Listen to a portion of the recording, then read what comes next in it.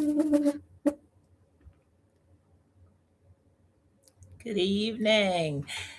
Oh, my say good evening and happy Sunday. I am Carolyn Lewis. This is FBMD, Faith by My Deeds.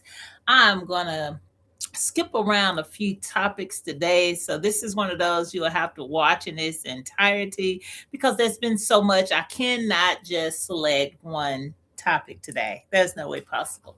Communication and how to get your point across to individuals.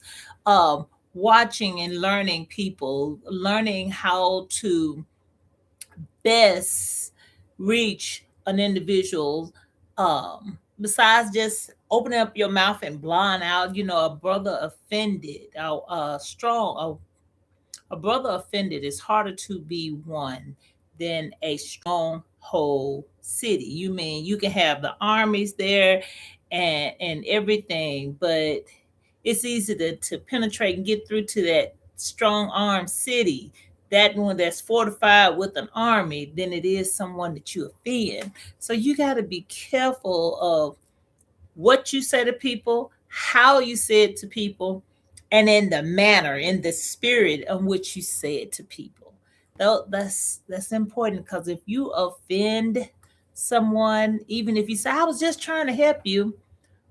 The example I gave earlier to someone, if a husband tell his wife, I think you're fat and you need to work out, she's not taking it very well.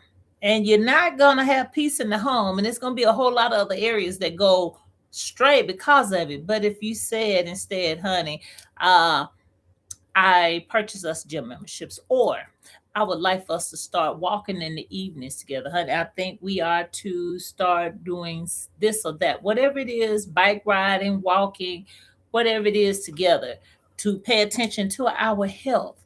She'll take that a whole lot better than you coming in using insulting words such as fat and bigger and I'm not liking and this or that. And you could get so much further with her thinking that, well, I was thinking, she may even tell you, I've noticed it, but I don't know what to do about it. Or I noticed it, but I don't have the time.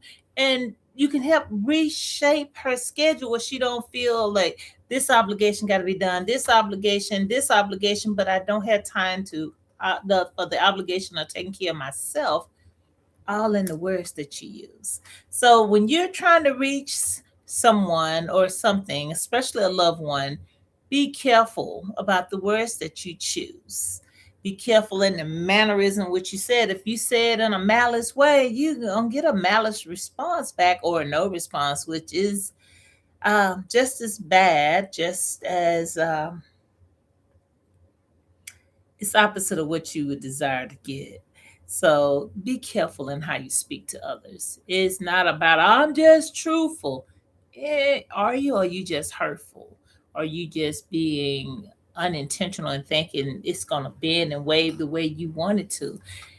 You can't just talk to individuals, family members, or others, whoever it is, just because you feel it need to come up out your mouth. Be careful with your words. A soft answer can turn away wrath. And how you speak to people or really show what you are feeling toward them from the inside.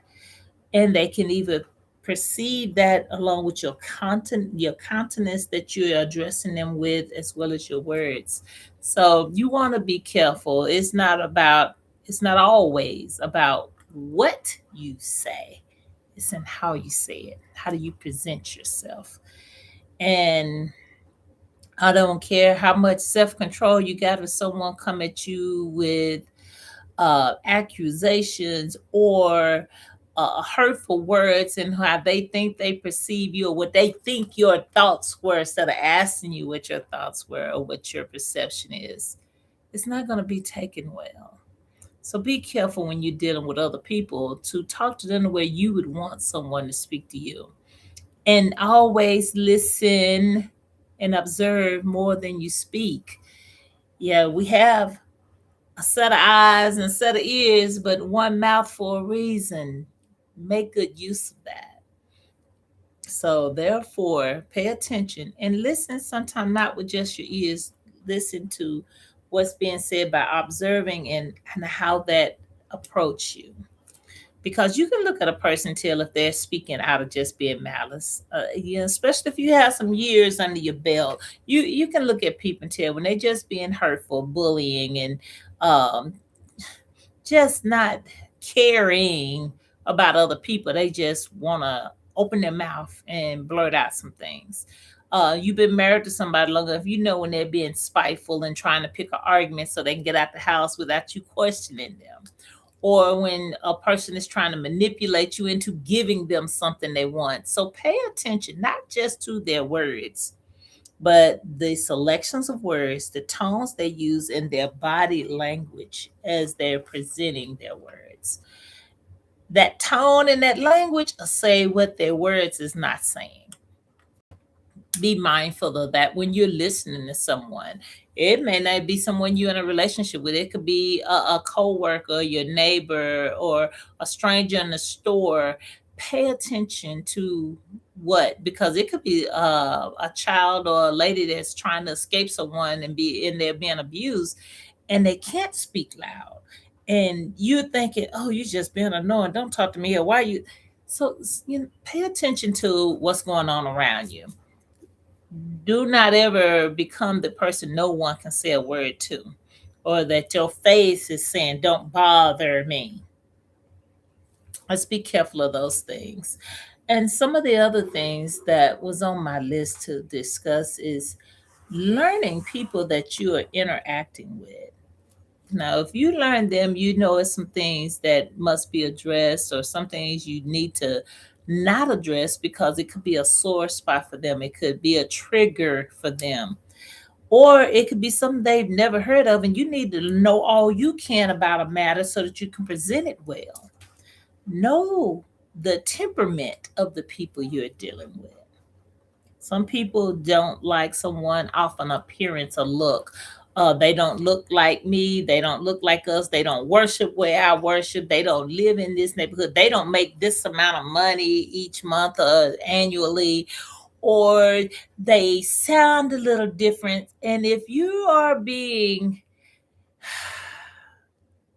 biased towards someone because they don't look or think or sound, let's not think, let's not go with think right off. I want to touch these because they don't look like you or sound like you, and then you say you are a Christian, or I am a decent person, or I'm a people person, but yet you're judging people because of their money, their look, or their sound.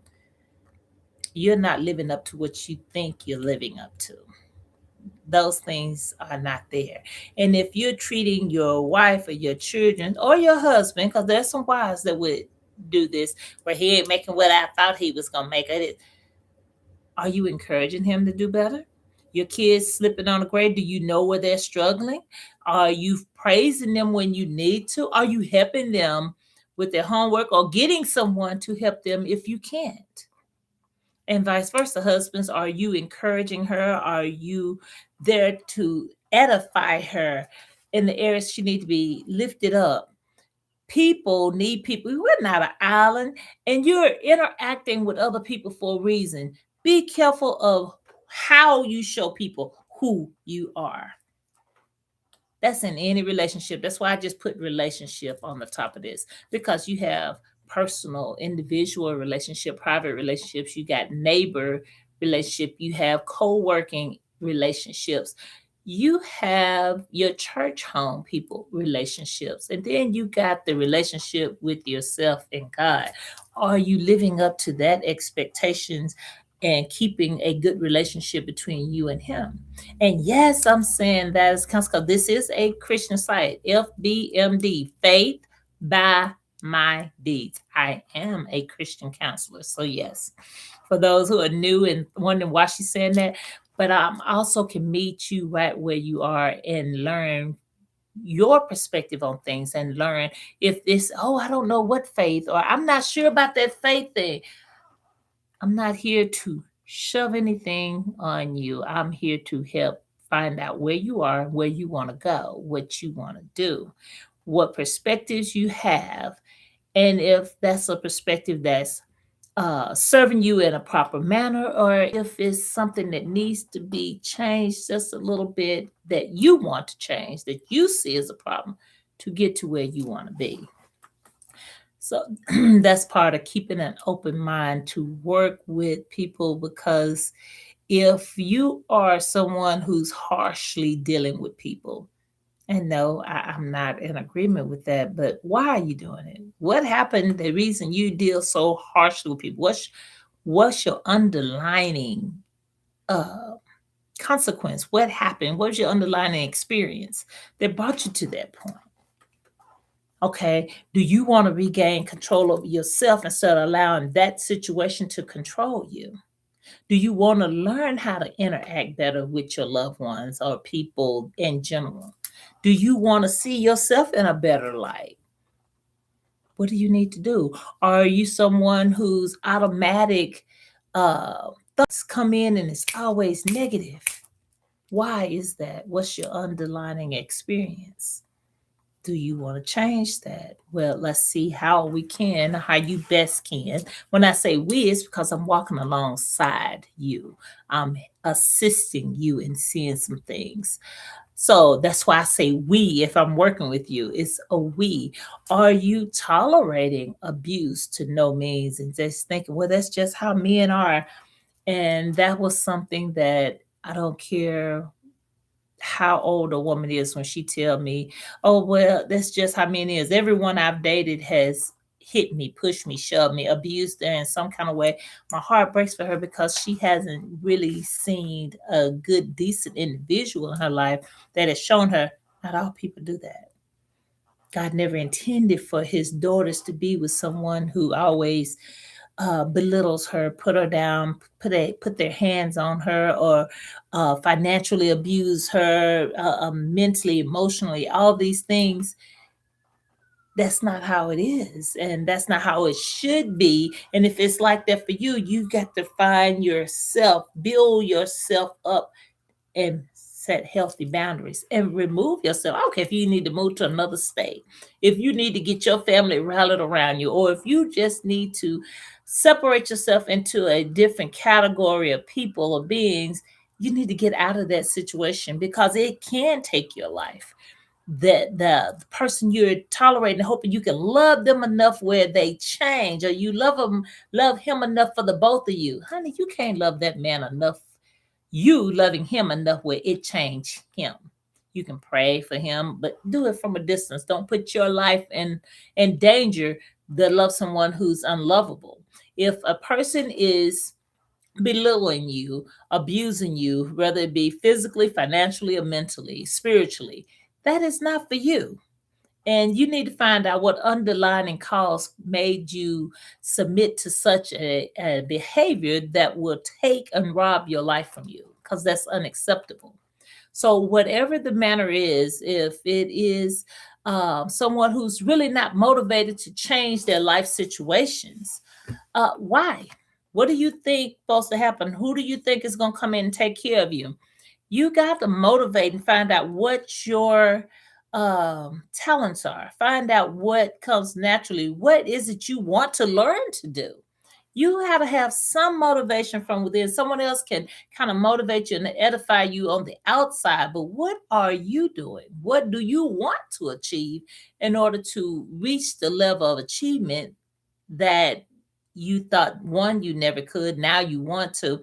And once you get there, if you're not satisfied, what else? What's the next level? Because you should never just get stagnant and just, oh, well, I got a roof over my head and I have food to eat. Now what? What's next? Continuously growing, always learning, never stop learning, never stop growing, and never stop being kind to others, even if it's just kind words. Never stop being kind to others. So, moving on, that was one of the other areas I want to talk to you about, because some people do not realize that life does not always have to beat you down. That's not life, that's just existing. You can have life and have it more abundantly and be happy within your life. And that is very much a goal that you can reach regardless of your financial status at this point, your educational is at this point, your family relationships.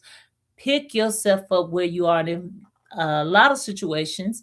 If you edify and lift up others, you yourself will also be edified. So find that good community, that network, find out what it is that you want to do, what you need to do, and go from there, reaching out to others that can possibly be uh, coach, a director in your life, someone who has been through what you're going through and know how to get you there. And in this case, well, I help people with the resources that is in their area, the resources that is surrounding them, and how they view life and how they view themselves, and considering where you want to go.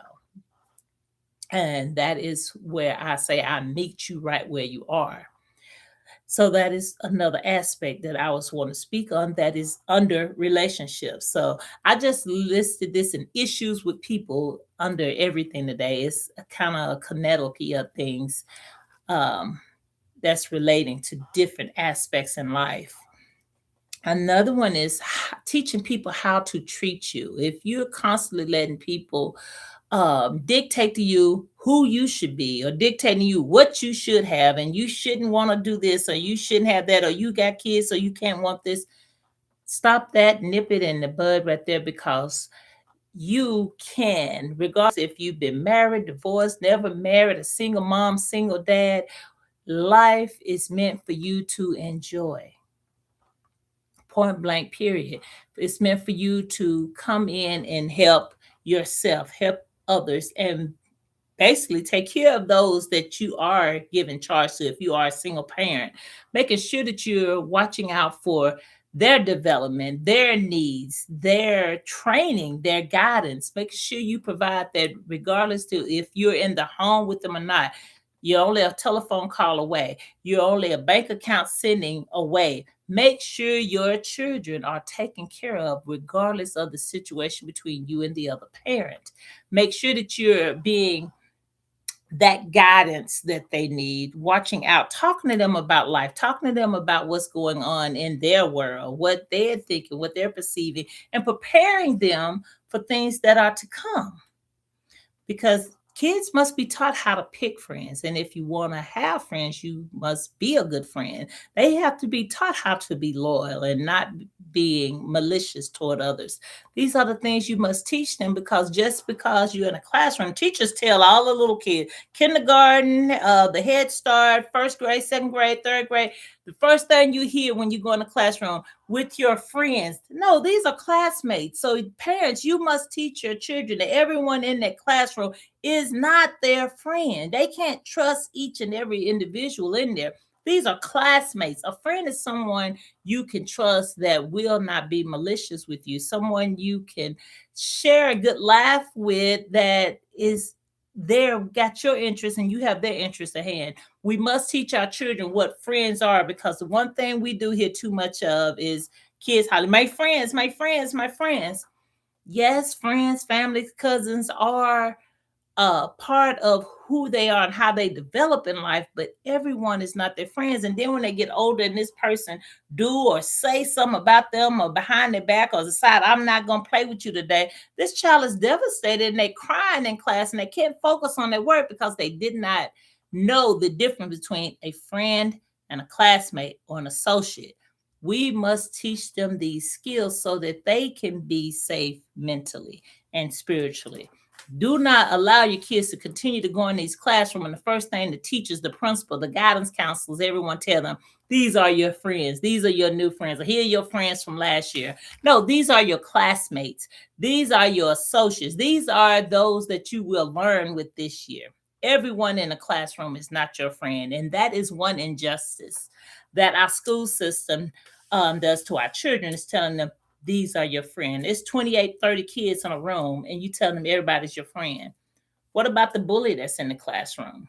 What about the class clown that's cutting up and won't allow you to be able to hear the teacher or pay attention in class, or being disruptive? What about the ones who can't stand you because of the way you look or the way you sound or anything else? Everyone is not your friend. So please pay attention to our children, teaching them what a friend is and how to be a friend and how to be in a room or in a setting and not let everyone influence on them and draw them out of what they know is right. This is also a part of being a parent that we must dig in and teach our kids. It's not up to the school system to teach and guide your kids in every aspect of life. And some of the things the school teach our children is not helpful for them. It teaches them a lie. So you make sure you take it upon yourself to teach them the truth. Another aspect that I was on to look, I told you I'm all over the place. I had so much I want to talk about today. I couldn't pick just one. So I'm going to touch a little bit on all of them. And the next one is, the dangers of prejudging. And that kind of ties in with everything I've already had. The dangers of prejudging someone because you walk in and they're either not wearing a name brand or they are, I don't know, don't have the hairstyle you think they should have had, or they come in and they speak and they have an accent, or they come in and they sound a little bit country. They have a twang to their voice. And yes, I do have a little bit of that, but I listen to what I say, not that how it sounds after it comes out my mouth. And I do correct my own language, my speech sometimes. But if you're gonna judge me on pronouncing a word incorrectly instead of getting the underlining the bulk of what I'm saying, then I'm not your person. So that would be someone you need to find someone else you could listen to and that you feel would have your best interests at heart to work with. But you don't look at someone and judge them by how much money they have or they don't have, their name brands or they're not. And I'm one that I am not a stickler on name brand because 9 times out of 10, you find someone that's stuck on name brand, their utility bill is not paid, or they can't put food on the table. They putting $1 or two in their tank to get back and forth from one destination to the other because they spend all their money on something, a name brand, a person they'll never meet, a person who don't even know they exist, instead of managing their money properly. So do not get so tied up on what someone else is buying or buying a name brand that you forget to take care of your basic needs, your home, your food, your things you need for basic living. Take care of basic living first and then add on to you the things that you want. And in the process, not looking down, not prejudging someone else for not having those things. That could be the most hardworkingest person that you will come across in your company, that you may come across in your neighborhood. They may be the one that watch the neighborhood while you're gone on a trip and watching to make sure no one is trying to enter your home or check your mailbox or make sure they're not taking things out of your yard. Be careful how you prejudge someone because of their looks or because of their sound or where you think they're from or what you think they've been through or who they was married to. This prejudge, you're judging. You'll be the first one to holler, but you ain't supposed to judge. Yes, we do a godly judge. You're lining things up and measuring against the word of God and seeing if that's right. You're lining up against your moral standards and seeing if that's how you should treat someone, or if it's a behavior you want to separate yourself from. So there's always a reason. Don't fall for that. Thou shalt not judge, because if you go down a few more verses, you'll see, do a godly judge. Judge things according to God's words. Okay, this here is saying 23 minutes already, so I'm not going to continue to go on because I know sometimes it gets hard to watch a video in its entirety. And thank you. Let's see. I don't have my glasses on, but I definitely know who is there. And thanks, Seth, for the flowers and the hearts. And also, those of you who are not on Facebook, this is also available on YouTube. There's like maybe 30, 35 videos now available on YouTube. Check that out. Share with others. Subscribe if you haven't, and share with others. I am Carolyn Lewis. This is Faith by My Deeds, FBMD. And if you have questions or if you need to reach me, you can leave me a message here in box, or you can reach me at 256-398-1184, or email me at faithbymydeeds@yahoo.com. Enjoy the rest of your Sunday evening. Bye bye.